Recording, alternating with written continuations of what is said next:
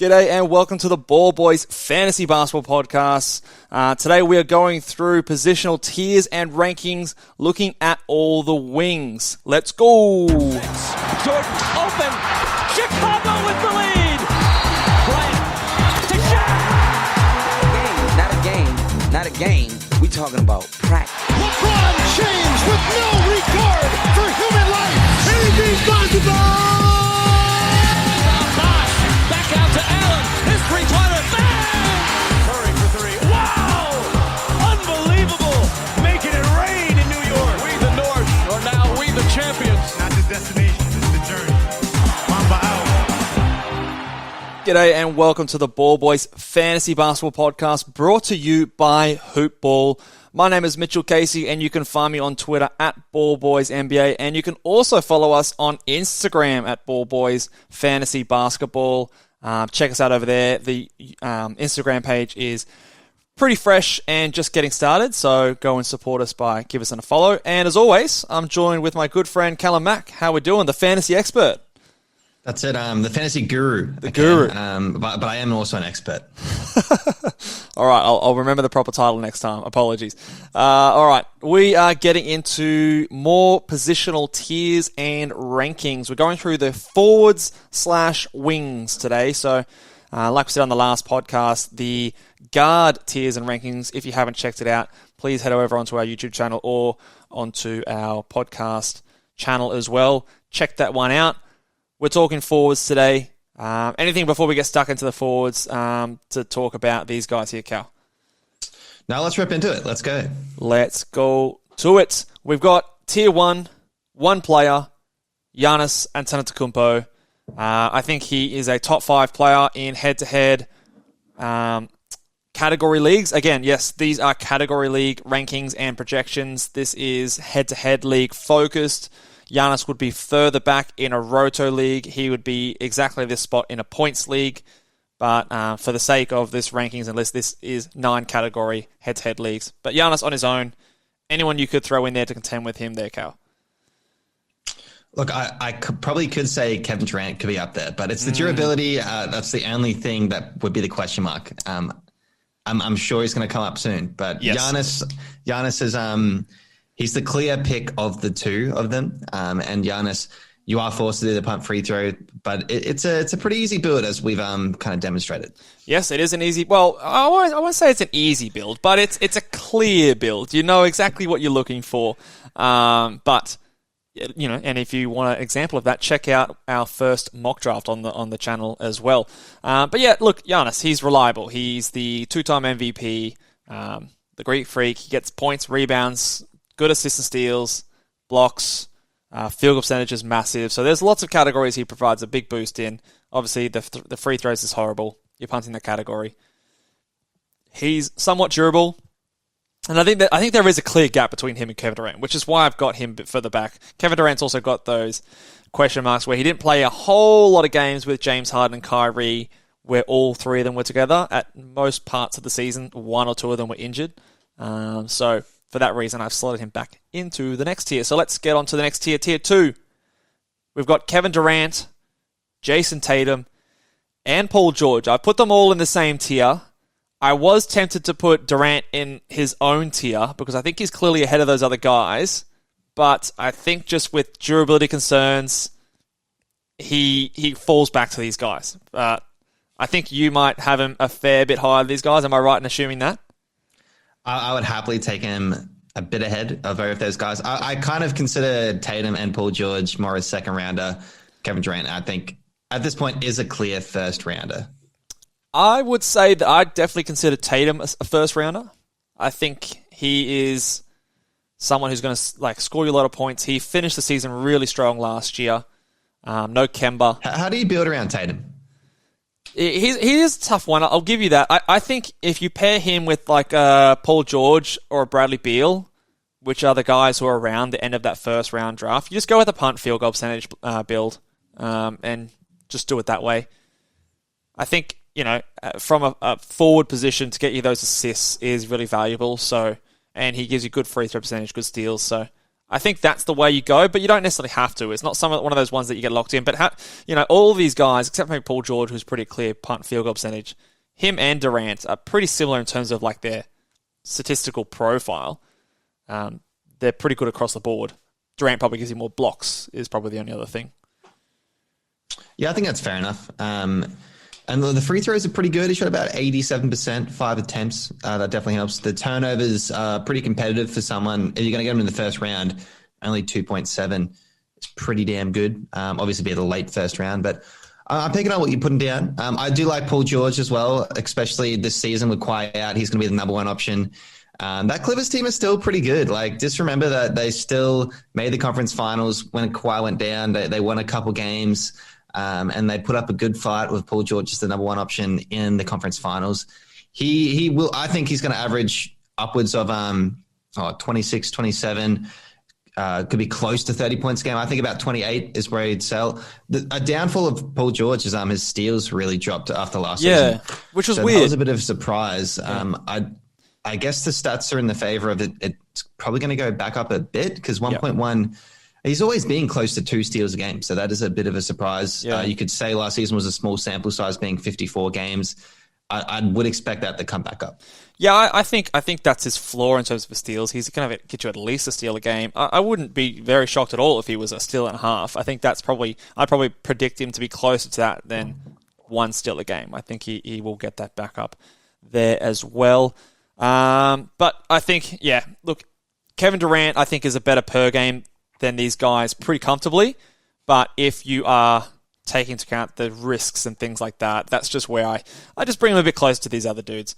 All right, let's move on to tier number 3. This is another group of 3 players. I think these guys are all very clearly second-round players. More, I guess, the second half of the second round, but maybe you could push up a bit higher depending on your build and what you're looking for. So we've got Jimmy Butler, Zion Williamson, and LeBron James, the king. Some might say the GOAT, some might not. But let's talk about these 3 players. Who stands out to you in this build here? And do you think that I've got the order right with Jimmy, Zion, and LeBron third?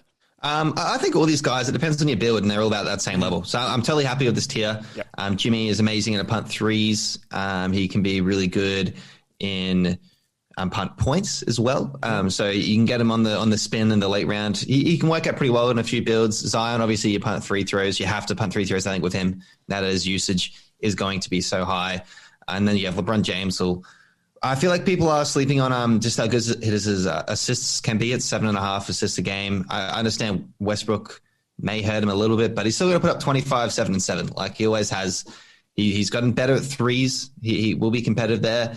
And his 3-throw percentage is bad, but salvageable. Mm-hmm. Yeah, no, I agree. I actually really like, if we go back to Jimmy Butler for a second, I really like a pairing of him and Anthony Davis from the first round. So if you get an Anthony Davis, his 3-pointers are a bit of a weakness.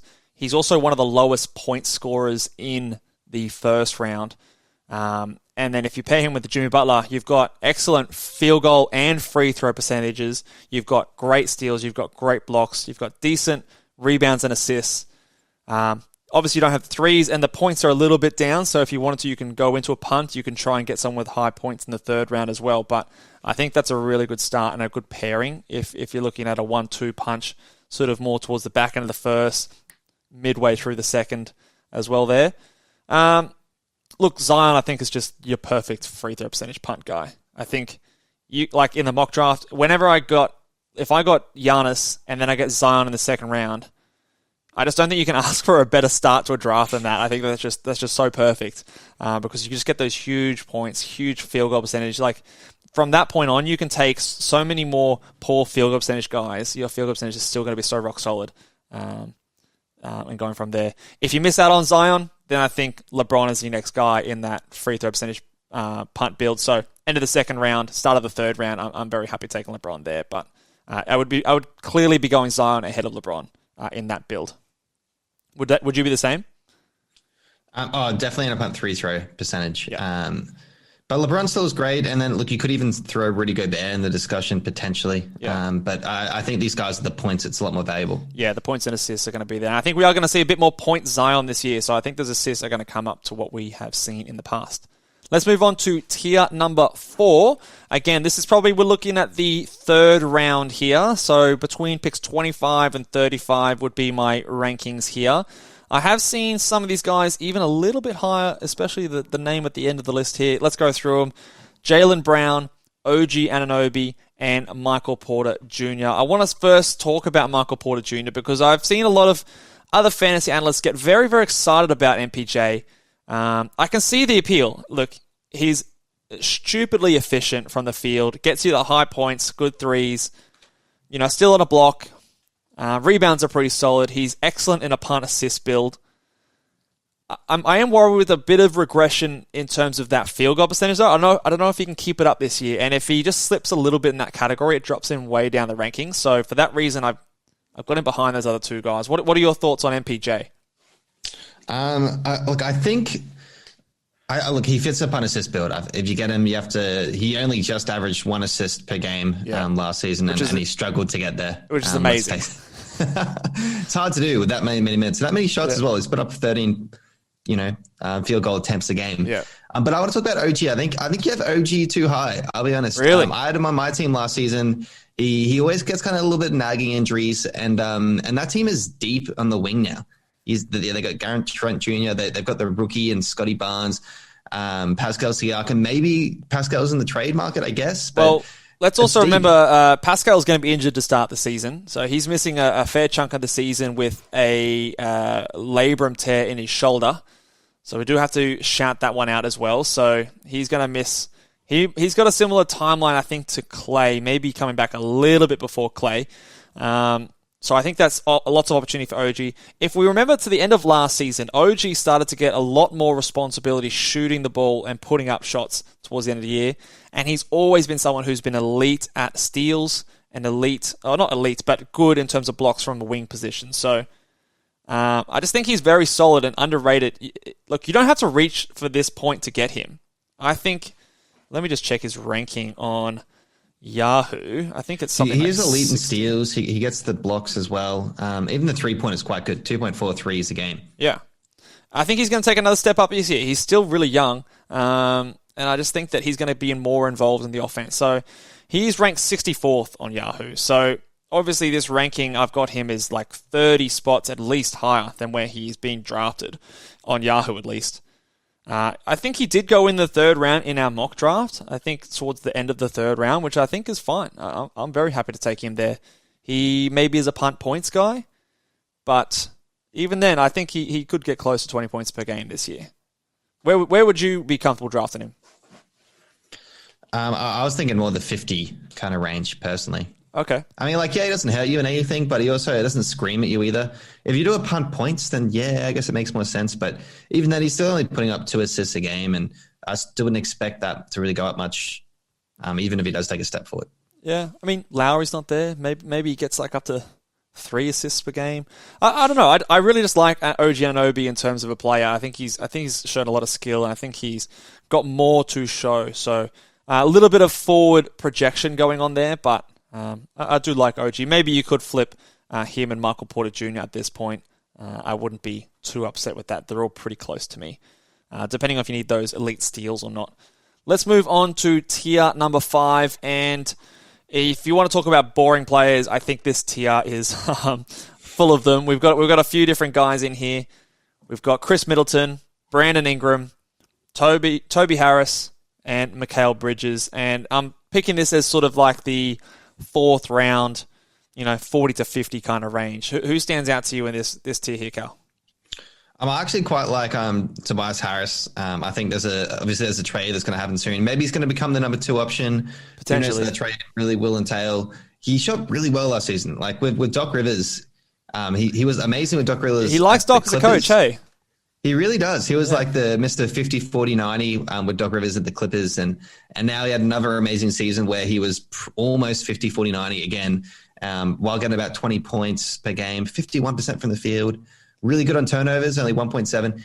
And he put up like a steal and a block a game as well. So even the defensive stats are there. Yeah. I think he's a great all-rounder. And to get him in this range, someone who contributes in every category, especially when he could have more value with Simmons out, I think it's pretty good. There is a bit of upside in here. Obviously, it's hard to know, though. Like, if they get I don't know, they're probably not going to do this, but if they get Damian Lillard back in a trade, or if they get... I'll say they get CJ McCollum. CJ McCollum, like CJ is probably going to be ahead of him in terms of offense. So, but if they get back, I don't know, someone like Tyrese Halliburton and Buddy Hield, then he's still probably that second guy on offense.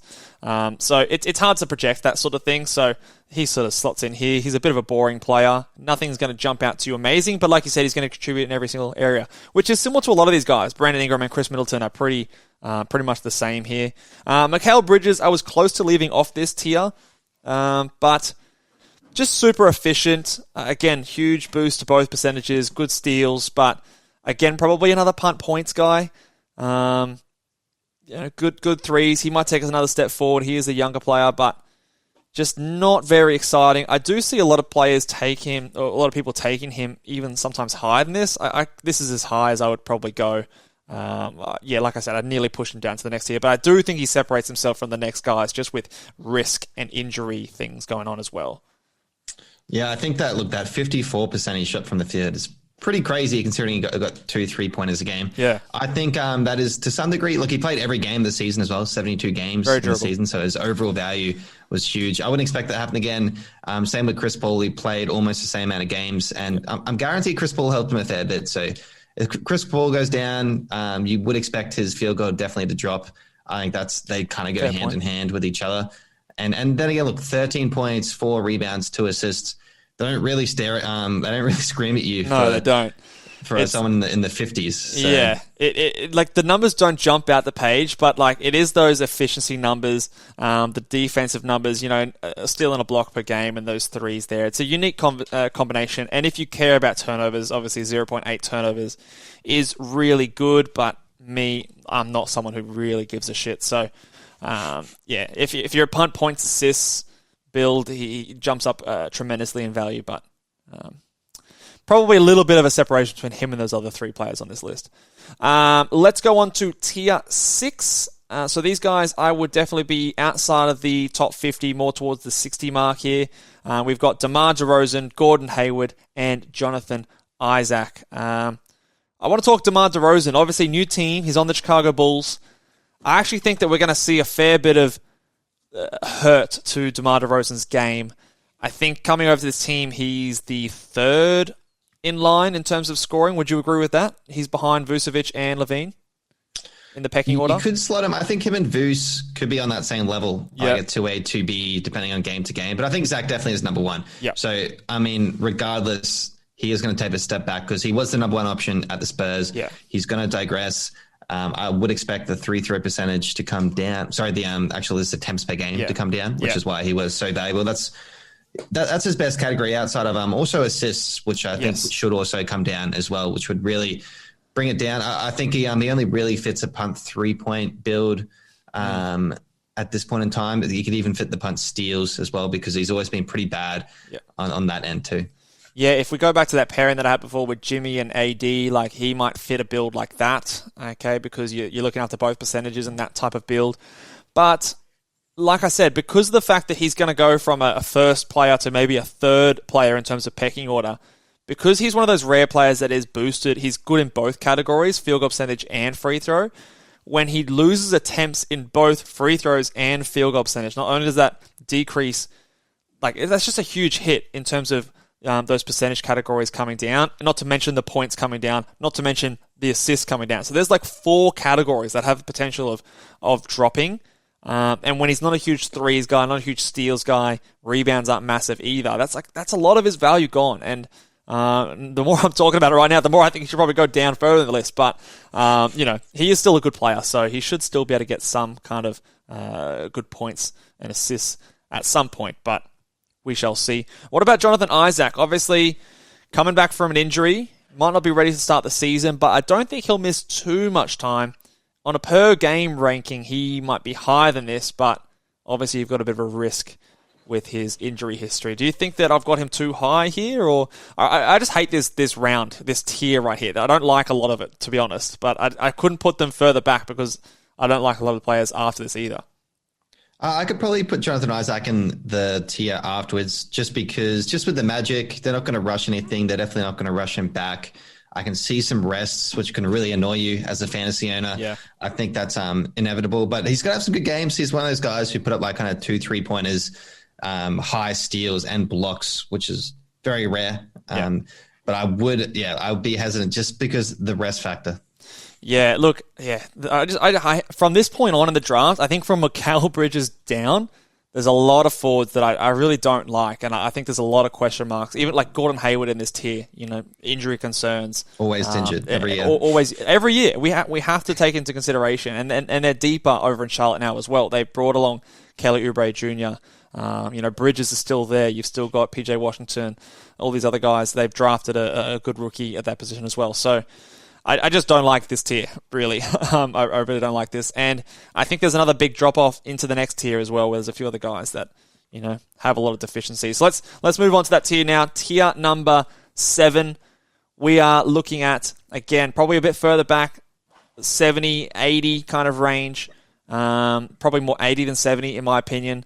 We've got Jeremy Grant, Robert Covington, Andrew Wiggins, and Miles Bridges. What are your thoughts on the guys in this tier? I think everyone's a bit low on Jeremy Grant now. Can I say that? Maybe. I mean, he was awesome to start the season last year, but he did fall off a cliff and sort of stop playing basketball halfway through, or not halfway through, 3/4 of the way through last season. So I'm a bit nervous about that. But like he's got more people, he's got better players in his team now. I think it's you got Cade who's going to draw some attention. What happened last season was Jeremy Grant started going after 25, and all the defenses just kind of homed in on him. But I think with a new team with a Cade point guard, he's going to draw some attention. I think Killian Hayes should take a step up as well in his career. Jeremy Grant, I think, will be in between the start of the season and the end of the season, but he still should be good. He still averages a block a game as well, which is really valuable. 2 threes a game as well. Great 3-throw percentage. He averaged 6.4 free throws a game and shot 85%. I think that comes down. I think he was going ballistic at the start of the season. So I do think you're right. I think it's between, like last year, at the end of the season, he dropped off a cliff. Like he was like top 30 for stretches of the year last year. And the fact that I'm pretty sure at the end of the season, in his total rankings, he was somewhere like the 70th ranked player or something like that. Let me just fact check that real quick. Jeremy Grant. Let me just real quick search that one. But yeah, like it just tells me that he dropped off so much. Now, you say that like players are coming in and they're going to take some load away. So yeah, he was 73rd ranked player last year. So after starting the season so hot, to finish at 73 means he must have been really bad down the stretch there. I don't know. Kay is going to take shots away from him. So he's not going to get those free throws attempts. He's not going to get the scoring. They're better. So I just think his usage is going to come down, which might help his percentages, but it also is going to affect his counting stats, which is something that is tied to his value and saw him be up as high as he was. So, but at this point of the draft, I think it's fine. Well, what about Covington? Because Covington, I feel like a lot of people were off him last year, and he ended up putting up a great season. In a punt points, he is hugely valuable. Mm-hmm. Puts up 1.9 threes, 1.4 steals, 1.2 blocks. Huge, and less than 1 turnover a game.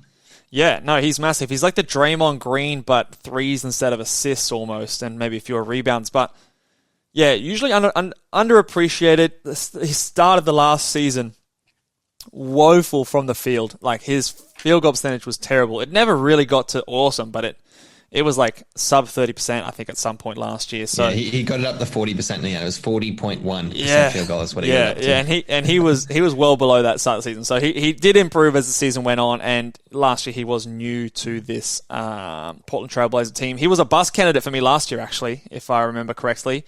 Probably not a bust candidate for me this year. He's back going where I want him to, but yep. Punt points, he's going to boost some value. Threes, steals, some blocks.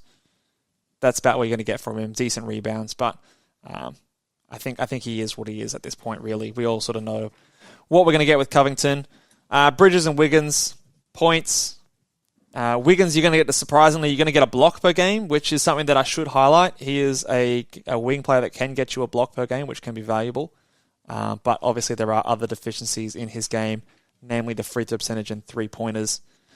But he is a solid source of points late in drafts. So I don't mind Wiggins at this point in your fantasy draft. Let's move on to Tier 8. We're looking at getting towards 90 to 100, maybe into the hundreds here. We've got a few players. Let's read them out. We've got Kyle Anderson, Harrison Barnes. One of my guys, I think, this year, Jaden McDaniels. I've got RJ Barrett here as well, Will Barton, Bojan Bogdanovic, and DeAndre Hunter. I want to talk to you about Jaden McDaniels because he is a bit of a hype guy. There's a few people like myself who are pretty keen on him. I think this is where you want him. I don't want to get too carried away because obviously he's not going to score a lot of points on this Minnesota team. There's a lot of shot creators around him, but he is going to get you good blocks, good decent steals. He's going to get you some threes from that position as well. I think he's going to get 30 minutes a night, which is what he needs to be valuable because I don't see much in his way this season. I think you could probably get a bit later. I don't know. Is he really locked into the starting role? I think so. I think there's no one else really there. I mean, who can I think off the top of my head that's on the Minnesota Timberwolves? I mean, you could have Beasley just kind of sliding into that starting lineup, and they go with a small ball lineup with Cat. Yeah, I think that's the way they do. I think they do start with Russell, Beasley, Anthony Edwards, McDaniels, and Cat. I'm just pulling up their depth chart at the moment over in Minnesota, but you're a little. You sound like I think throughout the whole preseason you've been a bit lower on him than I have. What's? I just think look, if he gets the minutes, yeah, it could be value in the blocks category.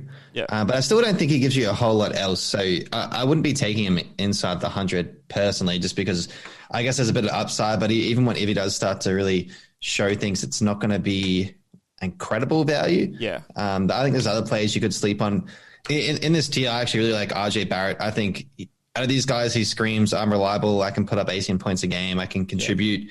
If he takes a step up and I don't know, it could be the threes or he could average 20 points a game. It could happen this season, even with Kemba there. Yep. Maybe he gets a bit more space to work with.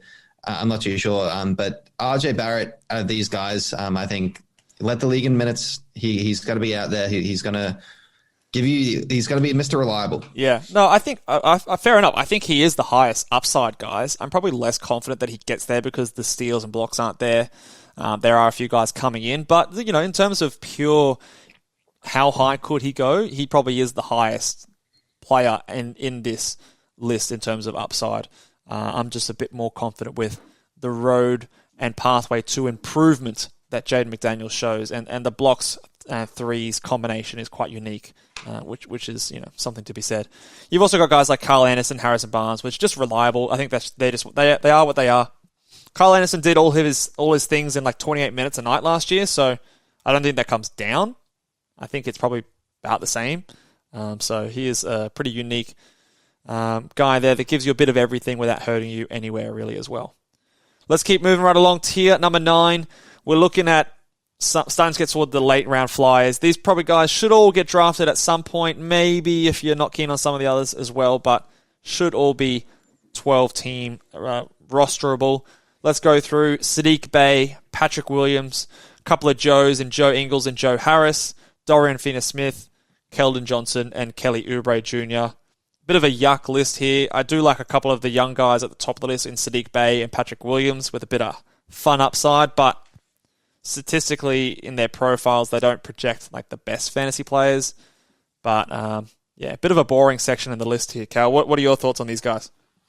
Out of these guys, I kind of do like Patrick Williams. He's obviously going to have to be the main defender on that team because outside, I guess Lonzo can play a bit of defense, but those Chicago Bulls are not going to be impressive. Even with you got Vucevic as well. Maybe you could have a case that Patrick Williams has averaged more blocks. You didn't see there wasn't a huge sample size last season with them two together, but he's definitely going to be the power forward. He's going to guard the best guy on the perimeter. He could be a bit of a sleeper. Maybe he brings his range out. The one thing he didn't do, he took a lot of deep twos last season, and he didn't take enough threes to have a whole lot of value. Yeah. Look, maybe he takes a step up this season, and that's what he ends up getting 1.5 to 2 3-pointers a game. Yeah, I could see that. It's I'm a bit scared away by the other players on his team there with those high usage guys with, your DeRozans and Zach LaVines and Vucevic's, and I just think that He's pretty similar to Jaden McDaniels in that kind of sense, but without the ability to block shots as much. So I kind of compare them the two, but I just like McDaniels, raw ability a little bit more than Patrick Williams. But you could kind of see them similarly. Let's go on to the last tier here, tier 10. We've got a bunch of names here. One of our guys, Alexei Poku, leads the list. We've got Devin Vassell for the Spurs, Chuma Okeke, Jay Sean Tate, Isaac Okoro, Franz Wagner, Scotty Barnes, Larry Nance Jr., Reggie Bullock, Lou Dort, Dylan Brooks, Darius Basley, Marcus Morris, Nicholas Batum, and TJ Warren, who came out today that he is still recovering from his foot injury and is out indefinitely. For me, that is a red flag if I've ever seen one. He is screaming to me like he's a Jaren Jackson Jr. of 2021. I'm just really worried about him, and I'm not going to spend anything more than a last-round pick just so I can stash in my IR spot. And even then, it's like, whatever at this point. But quickly, your thoughts on TJ Warren? I think he has to be a stash. If he's not in the last round, I think you'd be happy with yourself. You didn't take him. Yeah, I think so too. Let's talk about some of the upside guys here. Poku, Vassell, Okeke. Maybe you could throw in Isaac Okoro to that list. Who do you like in terms of a late round flyer in those guys? I think if you're putting 3-pointers, or if you're putting points, I actually really kind of like a Scotty Barnes in the last couple rounds, even because he can definitely get you some steals. He could get you some help defense on blocks. He had one of the best wingspans in the draft combine. And as you touched on before, Siakam will be out for the first month or so. So he will get minutes. He probably will start. And he can get assists as well. I think he's a great fit for a punt threes and punt point build. Yeah, no, I could definitely see that for sure. I do like him. And if he plays well at the start of the season while Pascal Siakam's out, maybe he earns himself some more minutes for the entire season. So we do like him as a long-term prospect. He was high in our Dynasty rookie rankings. So I don't mind at all. Yeah, throw it out, see what happens. I also like Devin Vassell a fair bit.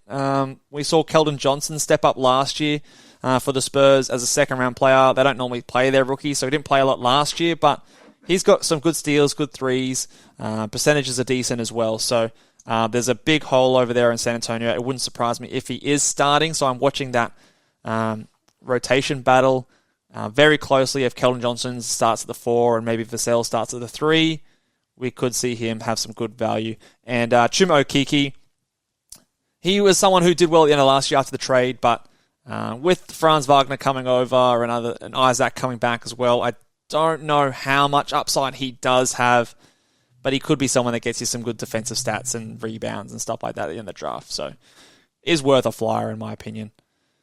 Anything else you want to touch on with those last few players there, Cal? I'll say, look, Larry Nance Jr. is amazing in steals. If you need steals in the late round, I reckon just go for it. Take him. He should get minutes.